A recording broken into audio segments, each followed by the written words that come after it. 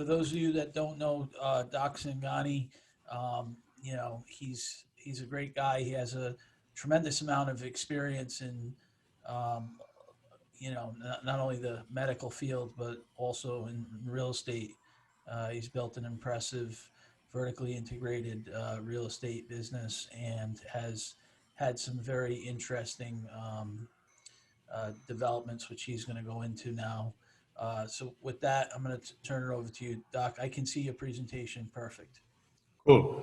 Thank you, Michael. It's always a pleasure to be associated with you. You are doing a great service and providing a lot of information to a lot of people, and that's very meaningful. As the topic says, commercial real estate investing following COVID-19, it almost feels like I know the future. And I'll be the first one to accept that I don't. And I always have told people that history is the best predictor of the future. And usually you look at the history and then project the future. Unfortunately, we have never had I do not think in the history of humankind, an event like what we are seeing today. Even during the world wars, it wasn't this much of an impact across every single sector, every single place in the entire globe. So your guess is as good as mine, but I'm going to take a humble approach and I'm going to use the history to my benefit. And I always told people that I may not be smarter than anybody else, but I surely have a lot of experience. And that experience I've used to create this presentation. As some of you may know, I came to this country with $10.45 in my pocket, and to be fortunate enough to create a company which has more than $1.2 billion plus assets under management and ownership. Some of them or most of them 100% owned by us, with a ability to be a chairman of a publicly traded bond company in Israel, and in the middle of acquiring a public company in the United States. I have good 360-degree view of what is going on across the globe, and I'm going to share some of my thoughts with you. By any means, I do not want anybody to know that this is the final outcome. In 20 minutes, there's just so much we can cover. So I tried to create a broader presentation, but I will be available for anybody and everybody who has any questions afterwards during the presentation, however Michael wants to handle, and get more clarity on it. But sometimes it's better to come up with a very clear thought process and then address the nuances at a later part. This does not encompass everything and every single shops or every single sector that comes in the play. So let us go directly into what has COVID done. So if you look at this, let's look at the office division. It's unbelievable that what WeWork started was engulfing the rest of the world, but still the demand for the office space was growing, and most of the office were using companies requiring staff to be in-house. On one side, Apple was building $4 billion office building for them, and WeWork became the largest real estate owner in the entire city of New York, and then so forth. Pre-pandemic, we all know the office space in certain areas was so premium that it was very difficult to even obtain those things. Well, let's see what happens today. So if you look at the current conditions, the state mandated quarantine completely altered the office model. More than the state mandated, I think the fear that we created inside a human brain, that everybody was open and can die. And then that was, I think probably we took it a little to an extreme. I'm a physician, so I can have a little more insight on the medical side of this thing, but this discussion is not about how we should have handled COVID or what things we did right and what things we could have done little better. And always Monday morning quarterback is always smarter than the quarterback on the field on a particular given moment. Having said that, this is not a secret today that most people have remarkably altered their office model. Just take example of my own company. We used to have a 30,000 square feet office space uh, on a 12th floor on a 25-story building. And today, we completely vacated that. And we are now operating from a 5 small office cubicles in a WeWork space. And you wonder, how did you end up having 30,000 square feet and we're still falling short?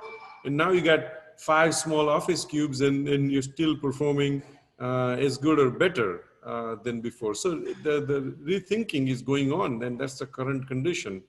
Um, what is more important is this slide is, and that's true about every single sector that we'll talk about.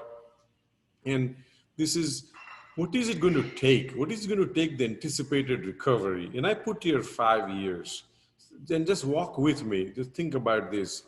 The supply is going to be so much in abundance. It already is, that it will take a long time before the growth catches up with it.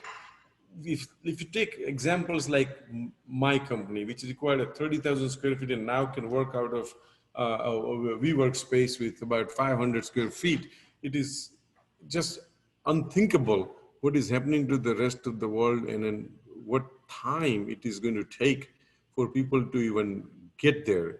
So I really think a reconfiguration is going to take place. Eventually people will go to the offices, but how many people will go and how often they would go, that is the question I'm struggling. So considering that the growth and how people will do, I'm anticipating, my projection is 5 years before it will get to the pre-pandemic level. Next, go to retail, pre-pandemic. The sector was trained, as we all know. So shopping centers, grocery stores, Amazon effect, Walmart going e-commerce effect, all of these things were significantly impacting the retail. At that point, about 12 cents of every dollar was being spent on online, but still about 88 to 86%, 60 cents of the dollar was still sent on the retail center. So it wasn't as gloomy and as bad as what happened in a later part. So let's see what happened next. So when we go to the current condition, I mean, this is an unbelievable devastation that has taken place in the retail sector. And just this morning, I mean, 5 minutes ago, I just got the news that the Starwood is turning over all their malls back to the creditors. I mean, if a company like Starwood can do that, just imagine what must be happening to the smaller groups of people. And mind you, the CMBS debt, all these people have become hound dogs. They've really not shown any mercy to the borrowers. Things are getting worse as days go by. So current condition is that hundreds and hundreds of stores are closing, bankruptcy is going on. And just look at this list. 6,600 retail locations have permanently closed. I mean, these are the stable companies that we knew, and then the number of stores are closing and GNC going out of Big Pier Import, GameStop, Stage, Steinmart, K's. Take any of these, Joseph Bank, take all these names and you say, how could this happen? But it is happening. And retail is in a massacre situation right now. Going to post-pandemic, well, what is going to happen? I'm already in 10-minute mark, so I'm going to go slightly faster here. But big box departmental store is going to be history. It is history already. Forget about going to be history. And the last mile warehousing is going to take over the retail, large retail shopping centers. There is talks about even converting large retail shopping centers to multifamily developments. There is multiple mixed use. The multiple mixed uses have been developed out of some malls. Even small office spaces are being created. So your office is now going to move into some of these retail malls. So retail is taking an entirely new shift. So I'm calling a death of certain retail segments that was happening, but I think all this new development, the last mile retail warehousing, the multifamily development, mixed use office space, so there'll be a complete resurrection of what we call retail, and I think that is probably going to take about 2 years, and this is much faster, I believe, than the office space, because office space is dying a slow death. Retail was dying a slow death before this happened, and now it is completely called death of certain patients. The other patients who are still alive will eventually transform themselves into different looks and behavior, and it will take about 2 years for the retail to shift back to the new retail, for a lack of better word, I would call. Let's go to the hospitality. As you know, Encore Enterprise first started as a hospitality company, and my God, what a pleasure was it to be in the hospitality industry pre-pandemic. The valuations were bigger than 2007. We were outperforming every day we were making new markets. When Chinese company bought the hotel in New York at $1 million a room, we all said, "Oh my God, this is the end of it, and now things are going to collapse." Well, guess what? That didn't stop anything. There were more and more transactions that went on, which were more than $1 million a single room. I just don't know how you recover $1 million a room expense in any market, but be as it may, that was the pre-pandemic situation. Well, what is the current condition? I don't think anybody ever have seen what we are going through what we are today. Occupancy went down 0 to 10%, devastating, from 95% to 0 to 10%. Now, lately we are seeing some of it is coming back. People who are in the drive-to distances, drive-to hotels, they are doing well. If you take our portfolio, which are a few thousand rooms, we are doing about 55% around the month occupancy for the last month. In fact, we had around the portfolio, we had about 82% occupancy just last weekend. So some of the things are doing well, but let's not rejoice. These travel restrictions are still in place. People are still afraid. And I don't really pay much attention or credence to the restrictions and what the government is saying, although it certainly is a factor. I think it is the fear of the fear.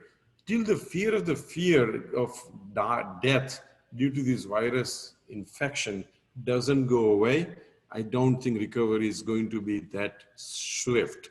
And the only way I believe the fear of the fear will go away is when a true vaccine is found, people are immunized, people feel comfortable. So my prediction is that it was going to take, and as a physician, I will get a little more benefit than most of you are listening who are not physicians, is it will probably take through end of second quarter before we truly will be comfortable traveling, going places, restaurants, theaters, movies, beaches, wherever we need to go. It is still many months away, and this is all predicted upon vaccine deployment, availability, and effectivity. And as a physician, I believe it's not just a wish. It's just not a daydreaming. It is a real possibility. If I was a betting man, I would say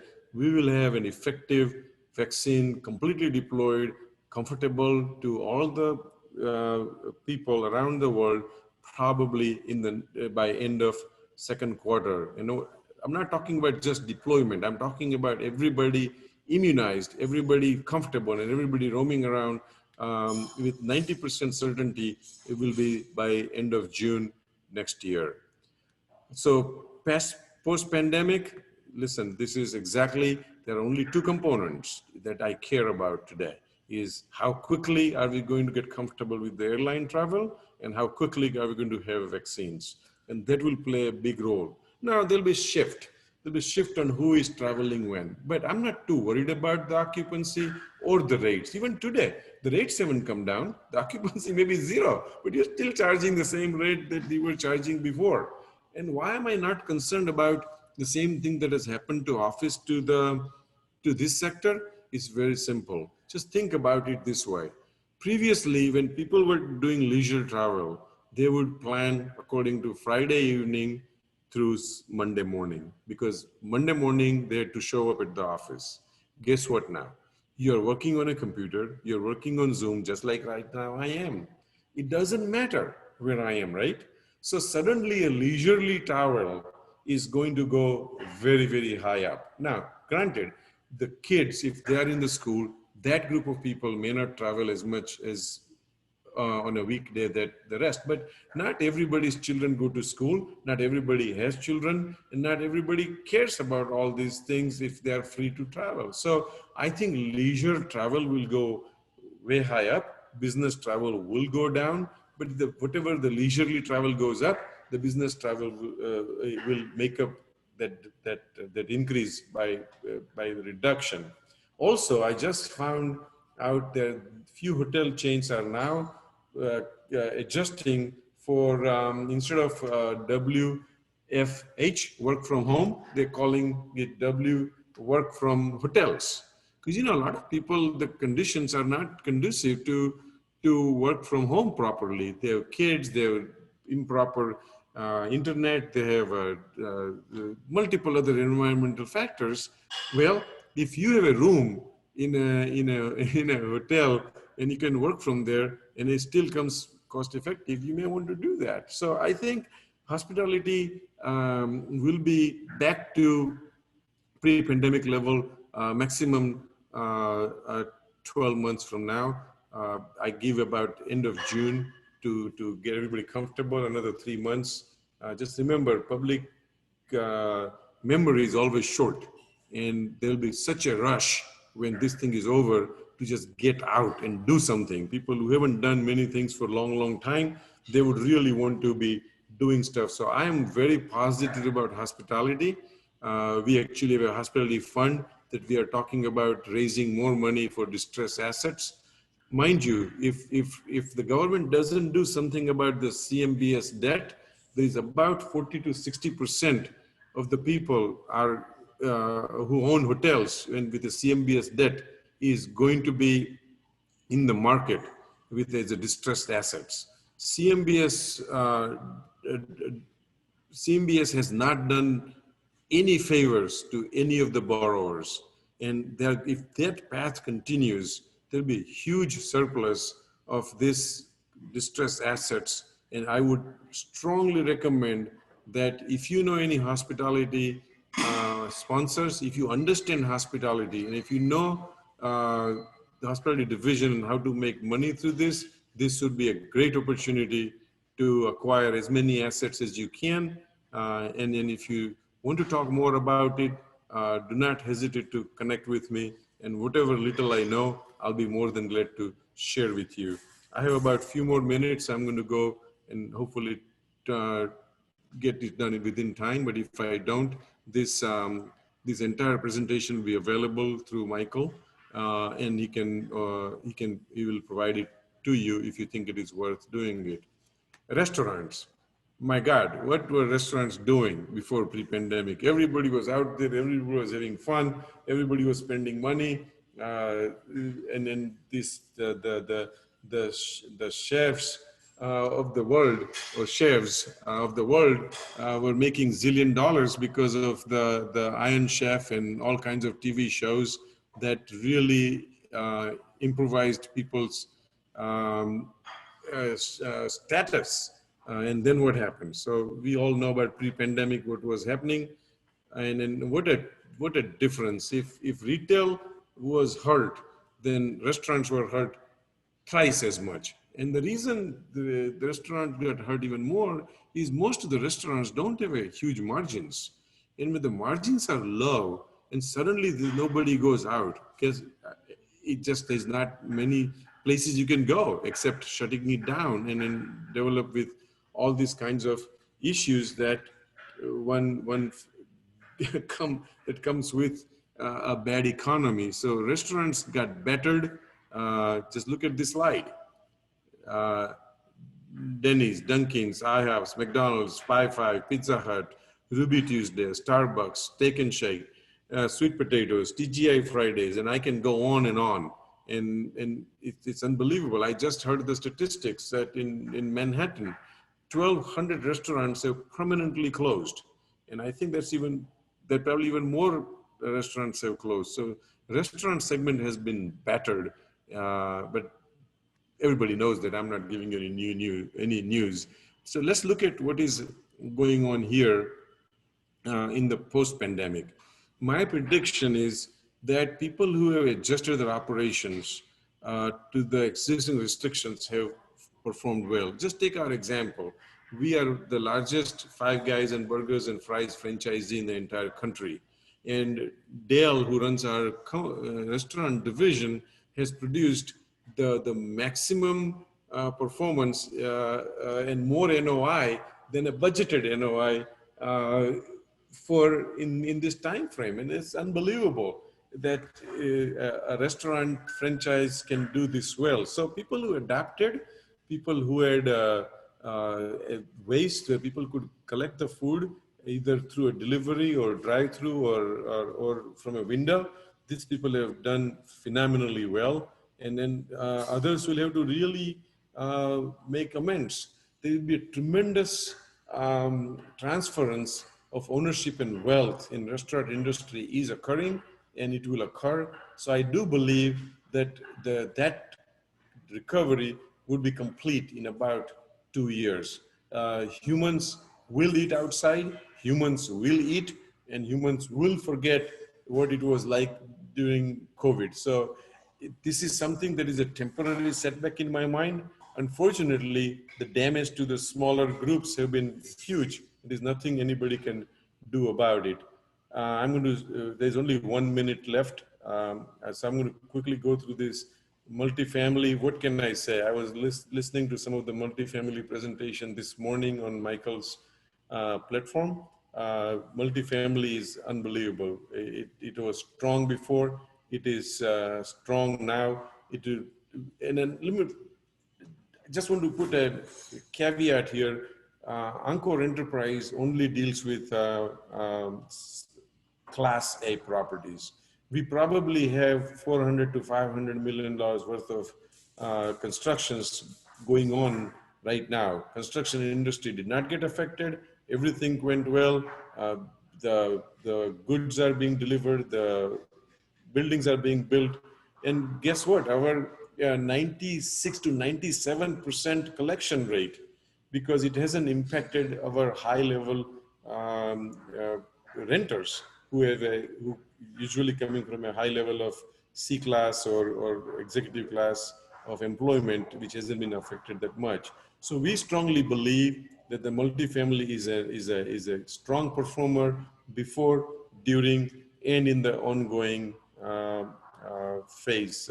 There's nothing, but also you have to be very careful which space and where you are in multifamily. I think I'm running out of time, so I'm going to stop here.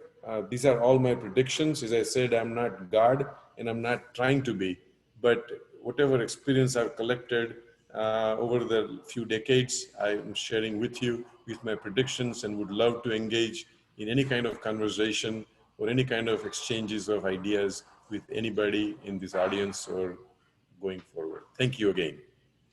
Doc, thank you very much for that. That was very enlightening, and I appreciate how you broke things down and laid them out. And I can see that you're a Seinfeld fan. I didn't know that.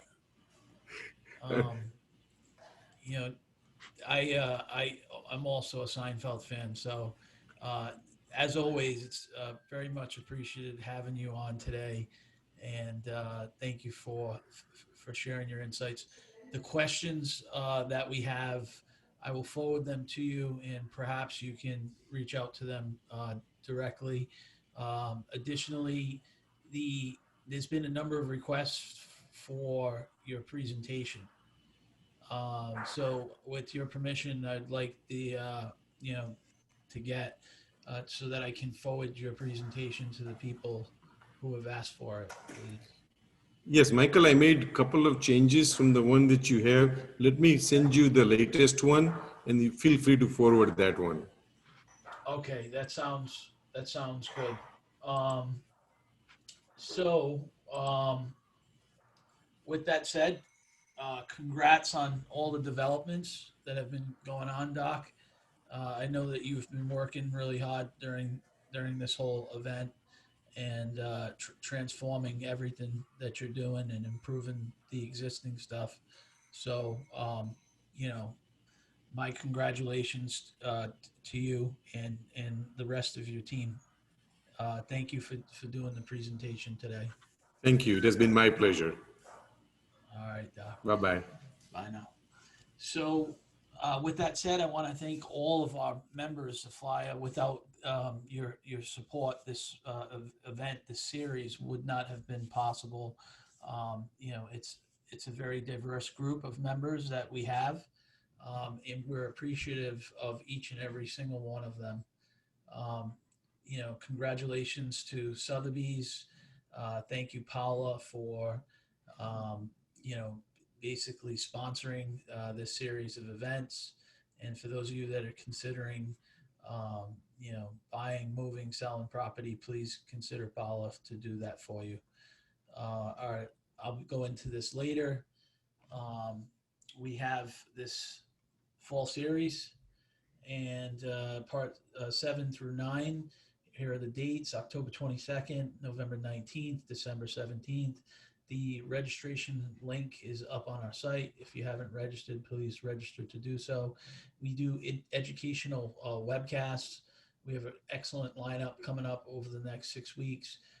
Next week, we have S&P Global Market Intelligence. They're doing a deep dive into commercial real estate, credit risk considerations for direct lending and private debt. If you haven't signed up for that, please do so. Group RMC, secondary cities, Midwest, office, properties. It's a best of breed operator in the space. Excellent track record, long-term approach. Prime Meridian Capital Management. Jeremy Todd will be doing a presentation on current outlook investing and alternative credit and overview of Prime Meridian Capital Management on October 6th at 1 o'clock. Prime Meridian's has a really great track record in buying loans from platforms. So for any of the people here that are interested, he's going to go into a deep dive. Allagash Partners, Tony Barkan, he's got a presentation coming up on October 8th, Working Class Housing Opportunity Fund launch. He's going to discuss that. Joseph DiMatteo, who's going to be presenting a little bit later today, is going to do a presentation on October 15th. EMQQ, which is an ETF, Kevin Cotter is going to do a presentation on the future of emerging markets and the digital consumer revolution. So please take a moment, take some time, go into our site, look around. Each of these should be on the front page on our homepage. So please go in and register.